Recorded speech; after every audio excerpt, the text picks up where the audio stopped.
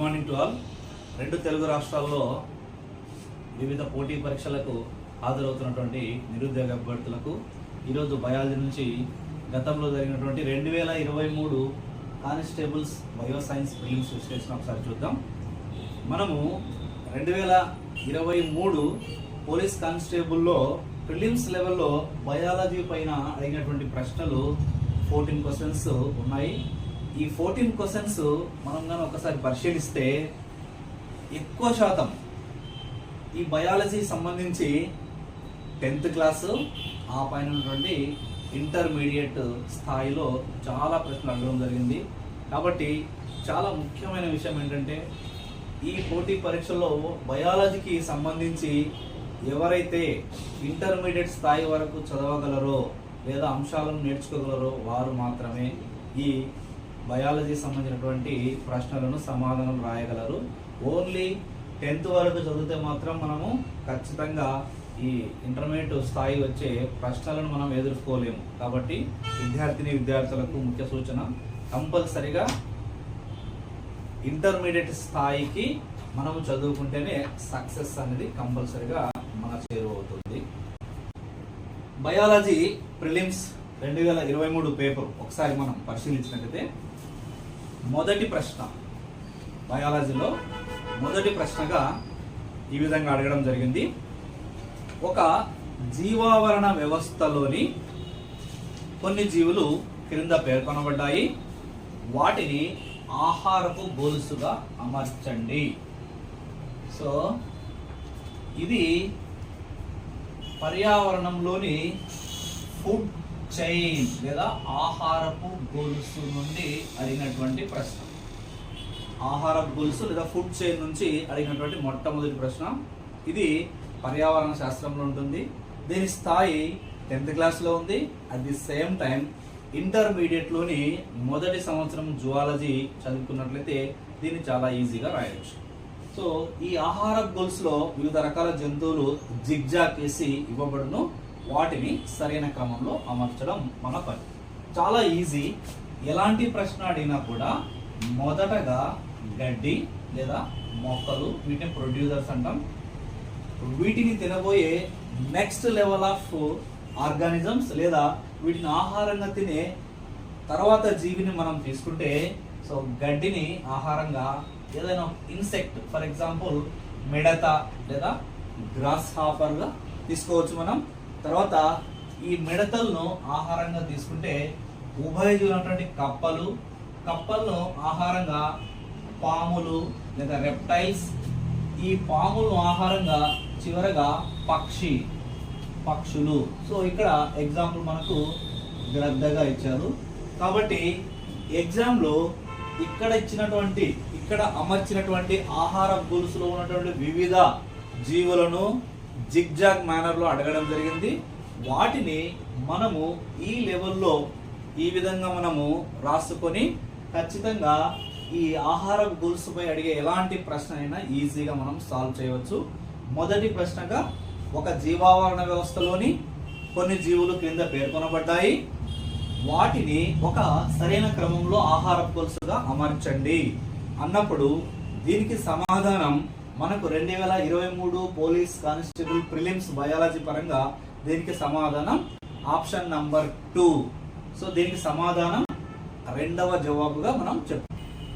రెండవ ప్రశ్నగా మనకు బయాలజీలో అడిగినటువంటి రెండవ ప్రశ్నగా క్రింది వానిలో సరిగ్గా జతపరచబడనిది. సో ఐఎమ్ రిపీటింగ్, బాగా జాగ్రత్తగా వినండి. క్రింది వానిలో సరిగ్గా జత చేరని అంశము లేదా సరిగ్గా జతపరచబడనిది, which is not pair correctly. ఇక్కడ ప్రధానంగా విసర్జక అవయవాలు, దీనిపైన రెండవ ప్రశ్నగా అడగడం జరిగింది. ఇక్కడ విసర్జక అవయవాలు ఒక్కొక్క జీవిలో ఒక్కొక్క అవయవంగా మనం చెప్పుకోవచ్చు. ఫర్ ఎగ్జాంపుల్ అకశేరుకాలు, ఇన్వర్టిబ్రేట్స్ లేదా అకశేరుకాలు అనే వర్గంలో అనేక రకాల జీవరాశి మనకు కనిపిస్తుంది. వాటిలో ఒక్కొక్క జీవిలో ఒక్కొక్క విసర్జక అవయవము దేహంలో ఏర్పడినటువంటి మలిన పదార్థాలను బయటికి పంపడానికి ఉపయోగపడుతుంది. కాబట్టి ఇది చాలా ఈజీగా మనం గుర్తుంచుకోవచ్చు. ఫర్ ఎగ్జాంపుల్ ఇక్కడ ఇచ్చినటువంటి ఈ రెండవ ప్రశ్నలో కోక్సల్ గ్రంథులు ఇవి స్కార్పియన్స్ లేదా తేలులో కోక్సల్ గ్రంథులు అనేటివి శరీరంలో ఏర్పడినటువంటి మలినాలను బయటకి పంపును. అలాగే మాల్ఫీజియన్ ప్యూబిల్స్. సో మాల్ఫీజియన్ నాళికలు లేదా మాల్ఫీజియన్ ప్యూబిల్స్ అనగానే మనము ఆర్థ్రోపడా వర్గంలో ఉన్నటువంటి కీటకాలు అని సమాధానంగా గుర్తుకు తెచ్చుకోవాలి. ఎందుకంటే కీటకాలలో విసర్జక అవయవాలు వచ్చేసి మాల్ఫీజియన్ నాళికలుగా చెప్పవచ్చు. అలాగే వృక్కాలు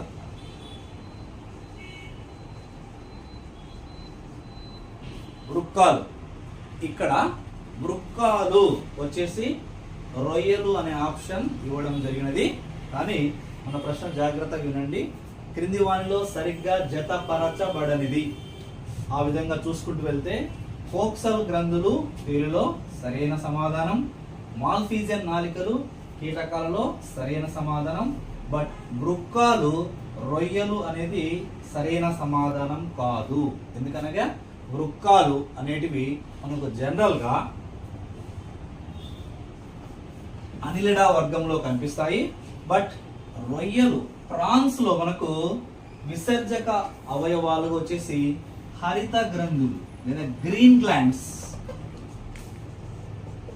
ఇంకా ఉంటాయి. కానీ ఇక్కడ వృక్కాలు రొయ్యలలో అన్నట్టుగా మనకు జతపరిచారు. కాబట్టి ఇది సరైన సమాధానం కాదు. అదేవిధంగా చివరిగా 4వ ఆప్షన్ వచ్చేసి జ్వాలా కణాలు, ఫ్లేమ్ సెల్స్. ఈ జ్వాలా కణాలు ప్లాటీ హెల్మెంతిస్ వర్గంలోని బల్లపరుపు పురుగులు లేదా ఫ్లాట్ వామ్స్. కాబట్టి ఇది కూడా సరైనటువంటి సమాధానంగా మనం గుర్తించవచ్చు. ఇక్కడ బాగా గుర్తుపెట్టుకోవాల్సిన అంశం ఏంటంటే ప్లాటీ హెల్మెంతిస్ వర్గంలో మొట్టమొదటిసారిగా విసర్జక అవయవాలు ఈ జువాలజీ చరిత్రలోనే జ్వాలా కణాలు అనేది ఏర్పడ్డాయి. అవి బల్లపరుపు పురుగులు లేదా ప్లాట్ఫామ్స్ అంటారు. సో ఈ విధంగా మనము సరిగ్గా జతపరచబడని అంశాలు అనే ప్రక్రియలో ఖచ్చితంగా విచ్ ఈస్ రైట్ వన్, సరిగ్గా జతపరచబడినది ఫస్ట్ చూసుకొని తర్వాత ఎలిమినేషన్ ప్రాసెస్ లో సరిగ్గా జతపరచని దాన్ని తీసివేస్తే ఈ సమాధానాన్ని మనం ఈజీగా గుర్తించవచ్చు. 3వ ప్రశ్నగా మరి క్రింది వాటిని జతపరచండి, సరిగ్గా జతపరచుము. సో ఒకసారి మనం జాగ్రత్తగా పరిశీలిస్తే 2వ ప్రశ్నలో అన్ని అంశాలు అకశేరుకాలకు సంబంధించినవి, అన్ని అంశాలు అకశేరుక వర్గాలకు సంబంధించినవి. కానీ 3వ ప్రశ్నకు వచ్చేసరికి అన్ని కూడా సకశేరుకాలు, వెన్నెముక గల జీవులు లేదా వర్టిబ్రేట్స్ కు సంబంధించినటువంటి అంశాలు ఇవ్వడం జరిగింది. కాబట్టి ఈ 2, 3వ ప్రశ్నలు మనం ఇంటర్మీడియట్ జువాలజీ మొదటి సంవత్సరంలో మనం క్షుణ్ణంగా పరిశీలిస్తే అకశేరుకాలు, సకశేరుకాల యొక్క వర్గాలు ఉన్నాయి. ఆ వర్గాలలో ఏమేమి జీవరాశి ఇన్క్లూడ్ అయినాయో ఈజీగా మనం నేర్చుకోవచ్చు. సో జనరల్ గా మనకు ఈ సకశేరుకాల వర్గాన్ని కార్డేటా, ఫైలం కార్డేటా లేదా వర్గం కార్డేటా అంటాం. ఈ కార్డేటా అనే వర్గంలో 5 తరగతులు ఉన్నాయి, 5 క్లాసెస్. కార్డేటా వర్గంలో 5 తరగతులు ఉన్నాయి. మొదటి తరగతి చేపలు, 2వ తరగతి ఉభయచరాలు లేదా ఉభయజీవులు లేదా యాంఫిబియన్స్ అంటాం. 3వది సరీసృపాలు లేదా రెప్టైల్స్. 4వది పక్షులు లేదా బర్డ్స్ లేదా ఏవ్స్ అని కూడా పిలుస్తారు. చివరిగా 5వ తరగతి క్షీరదాలు లేదా మ్యామల్స్ అని పిలుస్తారు. చేపలు, ఉభయచరాలు, సరీసృపాలు, పక్షులు, క్షీరదాలు. Fishes, amphibians, reptiles, birds and mammals. So ఇవి మొదటి కార్డేటా వర్గంలో ఉన్నటువంటి 5 రకాల తరగతులు. ఇప్పుడు మనకు అడిగినటువంటి ప్రశ్నలో ఈ తరగతికి ఒక్కొక్క తరగతికి ఒక్కొక్క ఉదాహరణ ఇవ్వడం జరిగింది. ఆ ఉదాహరణను మనము కరెక్ట్ గా ఈ ఆన్సర్ లో గుర్తించవలసి ఉంటుంది. ఎగ్జాంపుల్, చేపలు. చేపలు అనగా చాలా రకాల చేపలు ఉన్నాయి. మనకు ఇచ్చినటువంటి సమాధానంలో లెబియో రోహిత, లెబియో సమాధానాన్ని గుర్తించాలి. తర్వాత ఉభయచరాలు. సో ఉభయచరాల్లో మనకు కప్పలు సాధారణంగా వస్తాయి. మామూలుగా మనకు కనబడే కప్ప రానా, బట్ రానా ఇవ్వలేదు, బ్యూఫో అని ఇవ్వడం జరిగింది. బ్యూఫో అనగా దీన్ని గోదురు కప్ప అని పిలుస్తారు, లేదా దీని ఇంగ్లీష్ లో టోడ్స్ అంటారు. రానా అనేది ఫ్రాగ్, బిఫో అనేది టోడ్స్. ఈ రెండు కూడా ఉభయచరాల తరగతికి చెందినటువంటి కప్ప జాతులు. మూడవదిగా సరీసృపాలు. సరీసృపాలు అనగానే మనకు జనరల్ గా మనకు పాములు గుర్తించాల్సి ఉంటుంది. కాబట్టి ఈ సరీసృపాలలో మనకు చాలా రకాల పాములు ఉన్నాయి. ఇక్కడ బుంగారస్ అనే సైంటిఫిక్ నేమ్ ఇవ్వడం జరిగింది. దీని తెలుగులో కట్ల పాము అంటారు. సో దాని సైంటిఫిక్ గా మనం బుంగారస్ అని పిలుస్తాము. తర్వాత పక్షులు. పక్షులు వచ్చేసి మనకు చాలా రకాల పక్షులు ఉన్నాయి. కానీ మనకి ఇచ్చినటువంటి ఆప్షన్ లో చేపలు అంటే మత్స్యాలు, మీకు చేపలను మత్స్యము అని కూడా పిలుస్తారు. కాబట్టి రెండు ఒకటే. చేపలు, ఉభయజీవులు, సరీసృపాలు, పక్షులు అనేది మనకు ఆప్షన్ లో ఇవ్వలేదు కాబట్టి అవసరం లేదు. నేరుగా క్షీరదాలకు వెళితే ఈ క్షీరదాలలో అనేక రకాల క్షీరదాలు ఉన్నాయి. వాటిలో మనకు ఇక్కడ ఇచ్చినటువంటి ఆప్షన్స్ లో కెమిలస్ అంటే ఒంటెగా మనము గుర్తించవచ్చు. కాబట్టి మనకి ఇచ్చినటువంటి ఆప్షన్స్ లో చేపలకు లెబియో, ఉభయచరాలకు బిఫో అనే గోదురు కప్ప, సరీసృపాలకు బుంగారస్ లేదా కట్లపాము, పక్షులకు ఎలాంటి ఆప్షన్ ఇవ్వలేదు. అలాగే క్షీరదాలలో కెమిలస్ లేదా వంటెను మనము ఎగ్జాంపుల్ గా తీసుకోవచ్చు.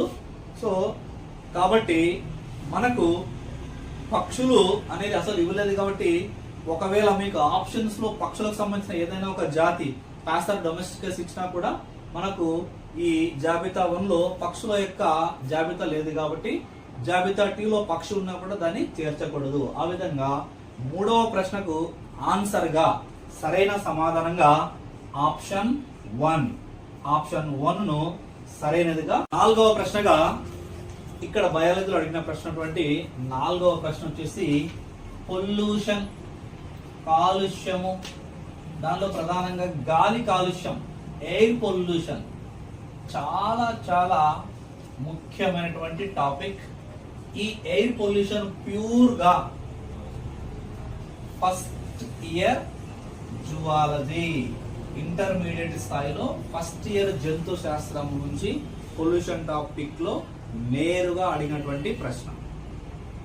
కెటలైటిక్ కన్వర్టర్ను దీనికి ఉపయోగిస్తారు.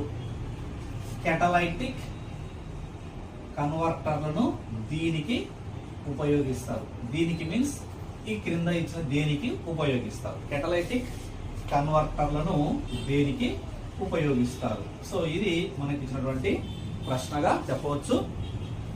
ఆప్షన్ 1 సల్ఫర్ డయాక్సైడ్ కాలుష్య నియంత్రణకు అన్నారు.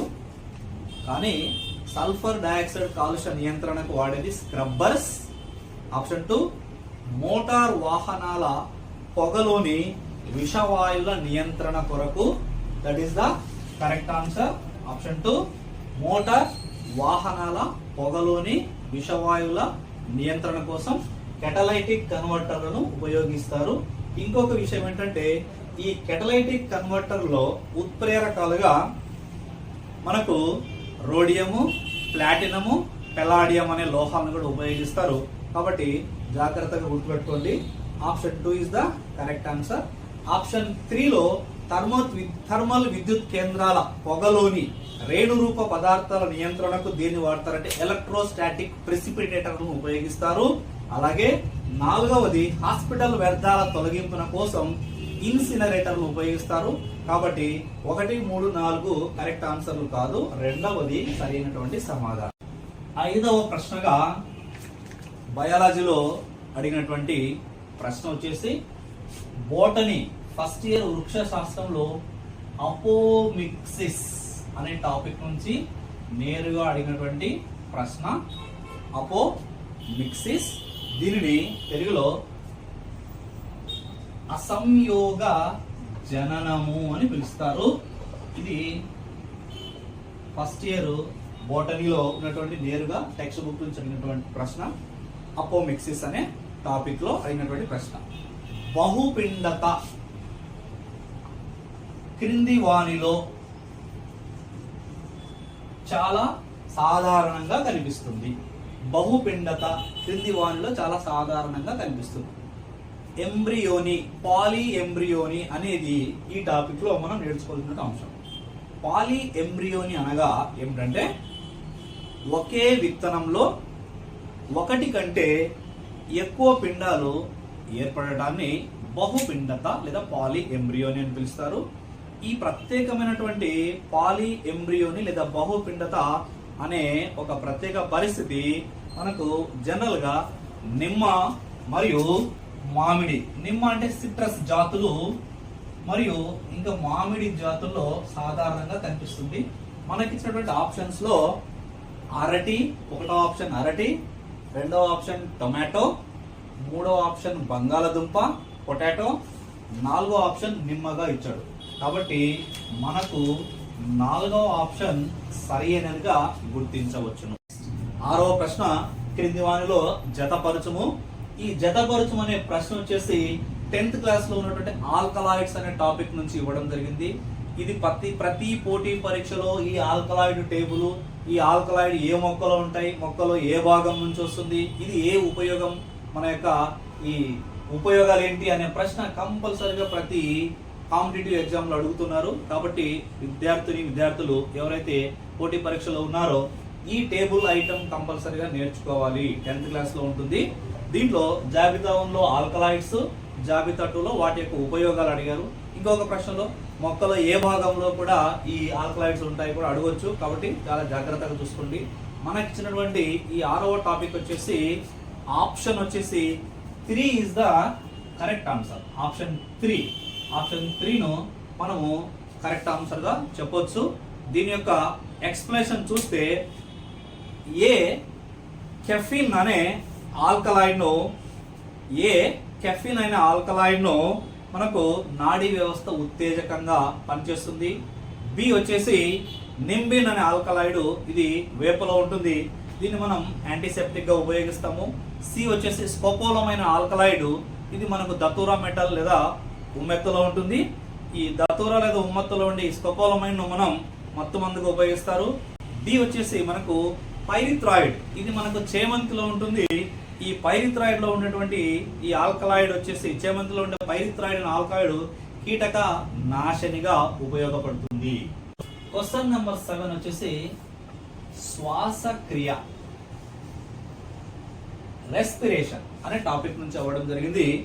ఈ క్వశ్చన్ నెంబర్ 7 అనేది ఇంటర్మీడియట్ బాటనీ సెకండ్ ఇయర్ బాటనీలో మనకు 2 ఇంపార్టెంట్ టాపిక్స్ ఉన్నాయి. అందరూ బాగా చదవండి. ఫోటో సింథసిస్ లేదా కిరణజన్య సంయోగ క్రియ, రెండవది రెస్పిరేషన్ లేదా శ్వాసక్రియ. సో మనకు శ్వాసక్రియ నుంచి ఈ ప్రశ్న అడగడం జరిగింది. ఈ శ్వాసక్రియ 2 రకాలు, అవాయు శ్వాసక్రియ మరియు వాయు శ్వాసక్రియగా చెప్తున్నాం. ఈ వాయు శ్వాసక్రియలో మనకు 3 అంశాలు చూస్తాం: గ్లైకాలసిస్ మరియు క్రెబ్స్ సైకిల్ లేదా క్రెబ్స్ వలయము మరియు electron transport, ETS electron transport system.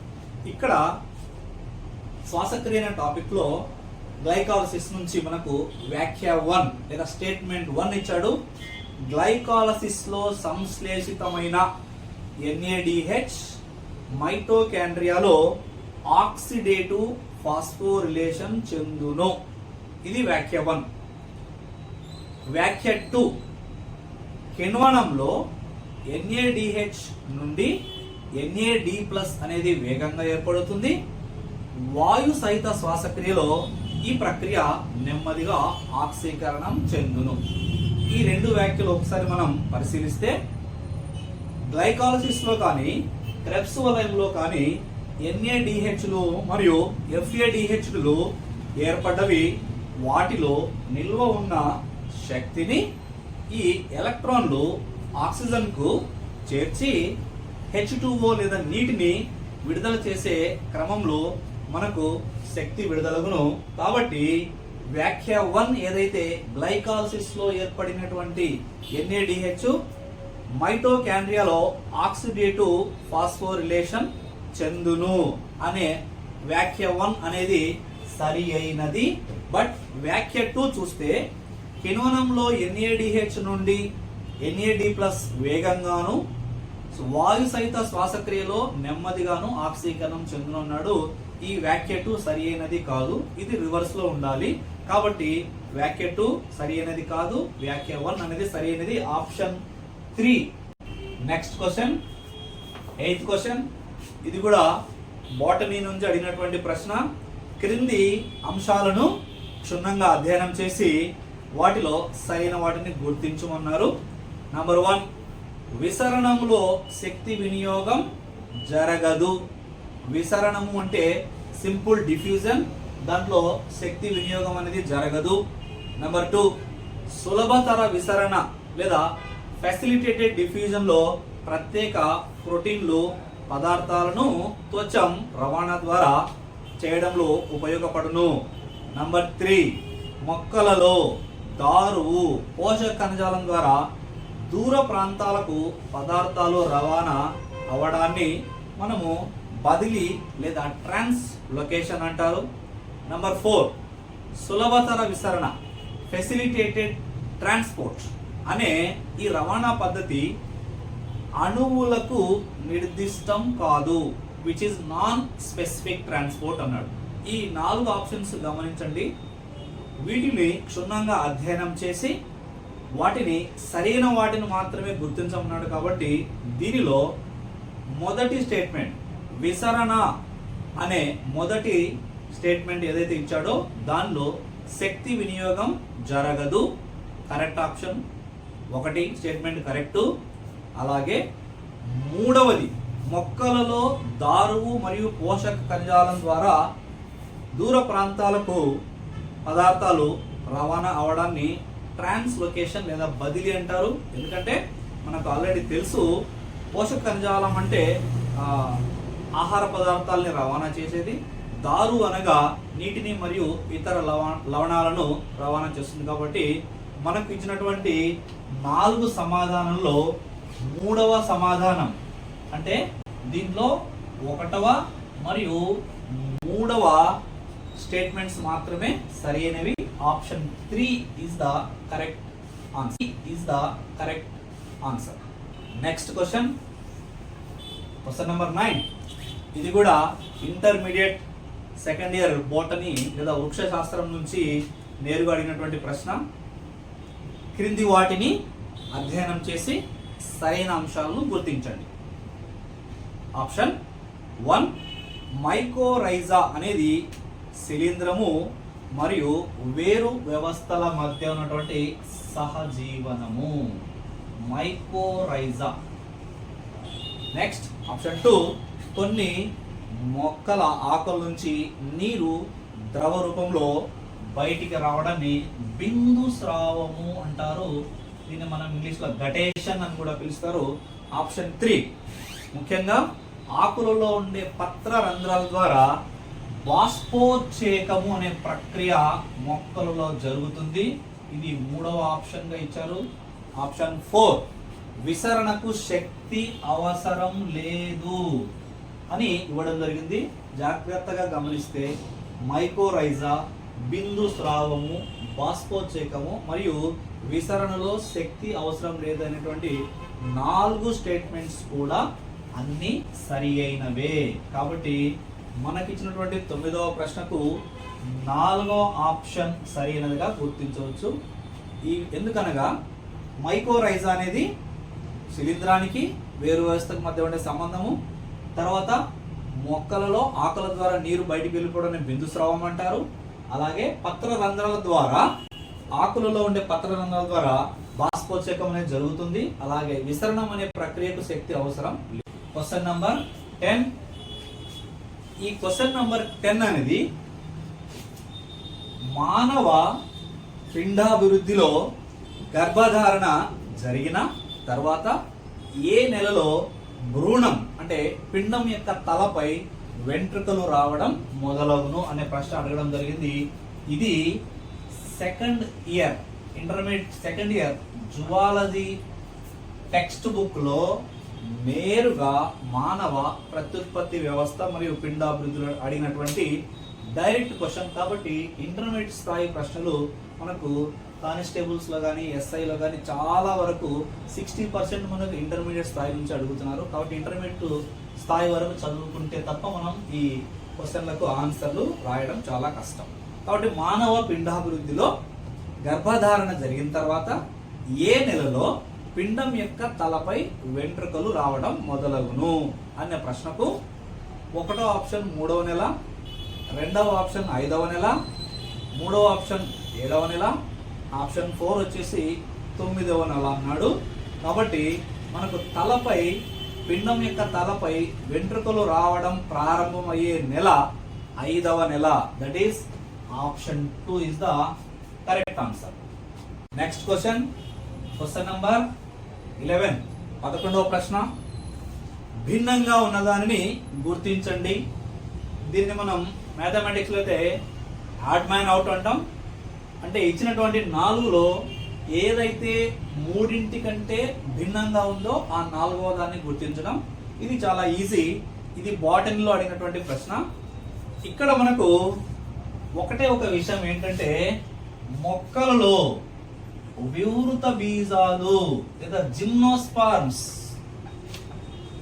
మొక్కలలో వివృత బీజాలు లేదా జిమ్నోస్పార్మ్స్, తర్వాత ఆవృత బీజాలు లేదా యాంజియోస్పార్మ్స్ అనే టాపిక్ నుంచి ఇవ్వడం జరిగింది.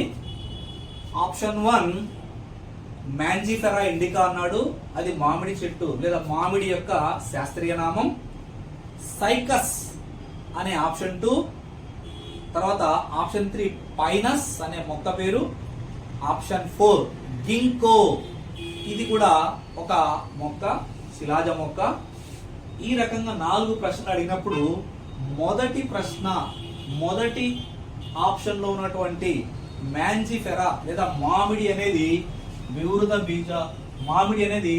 ఆవృత బీజాలకు చెందినది. కానీ సైకస్ అనే 2వ సమాధానం, పైనస్ అనే 3వ సమాధానం, గింకో అనే 4వ సమాధానం ఈ 3 వివృత బీజాలకు చెందినవి. కాబట్టి ఆ విధంగా మనం విశ్లేషణ చేసుకొని మ్యాంజిఫెరా అనేది ఆవృత బీజాలు లేదా యాంజియోస్పర్మ్స్ కు చెందినటువంటి మొక్క. కాబట్టి option 1 is the correct answer. Question number 12 వచ్చేసి మనకు 10th క్లాస్ స్థాయిలో జెనెటిక్స్ అనే టాపిక్ నుంచి అడిగినటువంటి డైరెక్ట్ ప్రశ్న. సో దీన్ని మనం జన్యు శాస్త్రము అని పిలుస్తారు. ఈ జన్యు శాస్త్రంలో ఖచ్చితంగా మనకు ప్రశ్నలు అడగడం చూస్తా ఉన్నాం. మెండల్ యొక్క ఏక సంకరణంలో F2 తరంలో ఉన్నటువంటి జన్యు రూప నిష్పత్తి ఏది అని కనుక్కోమన్నాడు. సో మళ్ళీ చెప్తున్నాను, 12వ ప్రశ్నలో మెండల్ యొక్క ఏక సంకరణంలో F2 తరంలో జన్యు రూప నిష్పత్తిని కనుగొనమన్నాడు. కాబట్టి ఇంగ్లీష్ మీడియంలో జీనోటైపిక్ రేషియో అని పిలుస్తారు. ఇక్కడ అభ్యర్థులు బాగా గుర్తించవలసిన అంశం ఏంటంటే మనకు జన్యు రూపం అడిగాడా లేకుంటే దృశ్య రూపం అడిగాడా అనేది గుర్తించాలి. దృశ్య రూపాన్ని ఫీనోటైప్ అంటారు. దృశ్య రూపం అనగా బయటికి కనిపించే లక్షణాలు, పుష్పం యొక్క రంగు, దాని యొక్క ఆకారం, పరిమాణం, చెట్టు యొక్క ఆకారం, పరిమాణం, ఇలా బయటికి కనిపించే లక్షణాలను ఫీనోటైప్ అంటారు. బట్ జన్యు రూప నిష్పత్తి వచ్చేసి జన్యువుల యొక్క కలయిక, ఇది అంతర్గతంగా ఉంటుంది. కాబట్టి ప్రశ్నలో జన్యు రూప నిష్పత్తి లేకుంటే దృశ్య రూప నిష్పత్తి ఏదో ఒకటి అడుగుతుంటాడు. బట్ ఇక్కడ అడిగినది F2 తరంలో జన్యు రూప నిష్పత్తి మెండల్ యొక్క ఏక సంకరణంలో లేదా మోనో హైబ్రిడ్ క్రాస్ లో ఏమిటి అన్నప్పుడు మనకు ఆప్షన్ 4 లో ఉన్నటువంటి 1:2:1 అనే నిష్పత్తి అనేది మనకు సరైన సమాధానంగా గుర్తించవచ్చు. ఇది నేరుగా అడిగినటువంటి ప్రశ్నగా మనం చెప్పుకోవచ్చు. Next question number 13. 13వ ప్రశ్నలో మళ్ళీ స్టేట్మెంట్స్ వ్యాఖ్య 1 మరియు స్టేట్మెంట్ 2 లేదా వ్యాఖ్య 2. కాబట్టి వ్యాఖ్యలను జాగ్రత్తగా గమనిద్దాం. వ్యాఖ్య 1 వచ్చేసి స్పంజికలలో కణాంతర్గత జీర్ణక్రియ జరుగును మరియు కుల్యా వ్యవస్థ ఉంటుంది. వ్యాఖ్య 1 స్పంజికల్లో కణాంతర్గత జీర్ణక్రియ జరుగును మరియు కుల్యా వ్యవస్థ ఉంటుంది. అలాగే వ్యాఖ్య 2 లేదా స్టేట్మెంట్ 2 బాహ్య అస్థి పంజరం కలిగినటువంటి నిడేరియన్లు సముద్రంలో ద్వీపాలను ఏర్పరుస్తాయి. వీటినే మనం ప్రవాల ద్వీపాలు లేదా కోరల్ రీఫ్స్ అంటారు. ఈ రెండు వ్యాఖ్యలు మనం జాగ్రత్తగా గమనిస్తే స్పంజికలలో అంటే పోరిఫెరా వర్గానికి చెందినటువంటి స్పంజికలు లేదా స్పాంజెస్ లో కణాంతర్గత జీర్ణక్రియ జరుగుతుంది మరియు కుల్యా వ్యవస్థ ఉంటుంది. కెనాల్ సిస్టమ్ అనే కుల్యా వ్యవస్థ ఉంటుంది మరియు కణాంతర్గత జీర్ణక్రియ జరుగుతుంది, ఇంట్రా సెల్యులార్ డైజెషన్ జరుగుతుంది. ఈ రెండు వ్యాఖ్య 1 వచ్చినటువంటి రెండు స్టేట్మెంట్ కూడా కరెక్టే. అలాగే వ్యాఖ్య 2 ఒకసారి పరిశీలిస్తే ఈ సెకండ్ స్టేట్మెంట్ లో బాహ్య అస్థి పంజరం కలిగినటువంటి నిడేరియన్స్ అంటే నిడేరియా వర్గానికి చెందినటువంటి కొన్ని జీవుల యొక్క చనిపోయిన నిడేరియా జీవుల యొక్క బాహ్య అస్థి పంజరాలు సముద్రం యొక్క అడుగు భాగంలో చేరి పెద్ద పెద్ద ద్వీపాలను ఏర్పరుస్తున్నాయి. ఈ ద్వీపాలు అనేక జీవరాశి మనుగడకు బయోడైవర్సిటీ సెంటర్స్ గా ఉన్నాయి. కాబట్టి వాటిని మనం ఈ రోజు ఏమంటారంటే ప్రవాల ద్వీపాలు లేదా కోరల్ రీఫ్స్ అని పిలుస్తారు, లేదా పగడపు దిబ్బలు అంటున్నారు. కాబట్టి ఇవి నిడేరియా జీవుల యొక్క బాహ్య అస్థి పంజరాల వల్లనే మనకి ప్రవాల ద్వీపాలు లేదా కోరల్ రీఫ్స్ ఏర్పడుతున్నాయి. కాబట్టి మనకు option 1 is the correct answer. ఎందుకంటే వ్యాఖ్య 1 కూడా సరి అయినదే, వ్యాఖ్య 2 కూడా సరి అయిన సమాధానమే. Next last question in biology in 2023 police constable prelims, that is 14th. ఈ 14వ ప్రశ్నలో సహాయ కణాల విధి ఏమిటి అని అడగడం జరిగింది. కాబట్టి ఇది కూడా ఇంటర్మీడియట్ లో ఉన్నటువంటి బాటనీ లేదా వృక్ష శాస్త్రం యొక్క మొదటి సంవత్సరంలో మనకు ఈ ప్రశ్న కనిపిస్తుంది. మనము ఈ మొక్కల్లో జరిగే ప్రత్యుత్పత్తి, మెయిన్ గా లైంగిక ప్రత్యుత్పత్తిలో పిండకోశ నిర్మాణం అనే టాపిక్ మనం వాళ్ళకి ఎలా ఏర్పడుతుంది, దానిలో ఎన్ని కణాలు ఉంటాయి, అవి ఏ స్థితిలో ఉన్నాయి, ఈ పిండకోశం యొక్క స్ట్రక్చర్ ఖచ్చితంగా చదివితే కాంపిటేటివ్ ఎగ్జామ్ లో ప్రతి ఎగ్జామ్ లో ఒక ప్రశ్న నేరుగా వీటిపై అడుగుతున్నారు. ఇక్కడ సహాయ కణాల యొక్క విధి లేదా వాటి యొక్క ఏ ఉపయోగం అనేది మనకు దీంట్లో ఉంటుంది లేదా వాటి ఫంక్షన్ ఏంటి అని నేరుగా అడగడం జరిగింది. ఆప్షన్ 1 లో పోషణ అన్నారు. ఆప్షన్ 2 పరాగనాళానికి మార్గాన్ని నిర్దేశించడం. ఆప్షన్ 3 అంకురఛదాన్ని ఏర్పరచడం. ఆప్షన్ 4 పరాగ రేణువులను ఏర్పరచడం అని 4 ఆప్షన్స్ తో ఇవ్వడం జరిగింది. ఇక్కడ జాగ్రత్తగా గమనిస్తే మనకు ఈ సహాయ కణాల పైన ఉన్నటువంటి చిన్నపాటి మందమైన నిర్మాణాలను పిలిఫామ్ స్ట్రక్చర్స్ లేదా పిలిఫామ్ నిర్మాణాలను పిలవచ్చు. ఇక్కడ ఇవి ఏ విధంగా ఉపయోగపడతాయంటే పరాగ నాళాలను సహాయ కణాలలోనికి ప్రవేశించడానికి త్రోవను ఏర్పరచడంలో మనకు ఈ సహాయ కణాలు ఉపయోగపడతాయని మనము టెక్స్ట్ బుక్ లో ఉంది. చాలా క్లియర్ గా మనకు ఇంటర్మీడియట్ బాటనీ టెక్స్ట్ బుక్ లో ఇవ్వడం జరిగింది. కాబట్టి మనకి ఇచ్చినటువంటి 4 ఆప్షన్స్ మనం ఒకసారి పరిశీలిస్తే రెండవ ఆప్షన్ లో పరాగనాళానికి మార్గాన్ని నిర్దేశించటం అనే రెండవ ఆప్షన్ సరి అయిన సమాధానంగా మనము ఈజీగా గుర్తించవచ్చు. Thank you.